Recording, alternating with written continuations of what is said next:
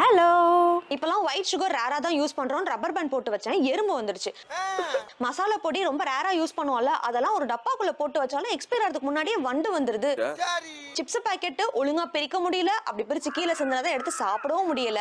என்னங்க எனக்கு ஒண்ணுமே புரியல. இன்னைக்கு நம்ம பார்க்க போற அதிசய பொருள் 200 ரூபாய்க்கு நான் வாங்கியிருக்கிற இந்த போர்ட்டபிள் சீலிங் மிஷின். இதெல்லாம் யாரா உன்கிட்ட கேட்டா? இது சீலிங் மிஷின்றதுனால சீல் மட்டும் தான் பண்ணணும்னு நினைச்சிடாதீங்க. இதுல மொத்தம் 2 ஆப்ஷன் இருக்கு. இதை ஓபனராவும் யூஸ் பண்ணலாம், சீலிங்க்கும் யூஸ் பண்ணிக்கலாம். இது ரீசார்ஜபிள் டிவைஸ். இது கூடவே டைப் சி யூஎஸ்பி கேபிள் கொடுத்திருக்காங்க. அதை யூஸ் பண்ணி நீங்க ரீசார்ஜ் பண்ணிக்கலாம். இதுல மொத்தம் 2 பட்டன் கொடுத்திருக்காங்க. முதல் பட்டன் சீல் பண்றதுக்கு, ரெண்டாவது பட்டன் கட் பண்றதுக்கு. இது சீல் பண்றதுக்கு நம்ம டிவைஸ் ஆன் பண்ணணும். அதுக்கான பட்டன் சைடுல கொடுத்திருக்காங்க. கட் பண்றதுக்கான பட்டன் நம்ம பிரஸ் பண்ணோம்னா அதுக்குள்ள இருந்து ஒரு சின்ன பிளேட் வருது. அதை யூஸ் பண்ணி நமக்கு தேவையான ப்ராடக்ட்ஸ் நம்ம கட் பண்ணிக்கலாம். ஏன்னா இது கூடவே ஒரு ரெஃப்ரிஜரேட்டர் மேக்னெட்டிக் செக்ஷன் ஆல்சோ கொடுத்திருக்காங்க. அதை நீங்க ஃப்ரிட்ஜ்ல ஃபிக்ஸ் பண்ணிட்டு நீங்க எப்பயுமே ஒரே இடத்துல வச்சு யூஸ் பண்ணிக்கலாம். இந்த ப்ராடக்ட் உங்களுக்கு வேணும்னா நம்மளோட டிஸ்கிரிப்ஷன்லயும் கம்யூனிட்டி போஸ்ட்லயும் லிங்க் இருக்கு, கண்டிப்பா செக் பண்ணுங்க. இந்த மாதிரி இன்னும் நிறைய அதிசய பொருட்களை பார்க்கிறதுக்கு நம்மளோட சேனலை சப்ஸ்கிரைப் பண்ண மறந்துடாதீங்க. இதை தவிர்த்து வேற ஏதாவது ப்ராடக்ட்ஸ் நான் ரிவ்யூ பண்ணணும் அப்படின்னு நினைச்சீங்கன்னா அதையும் கமெண்ட் பாக்ஸ்ல லீவ் பண்ணுங்க.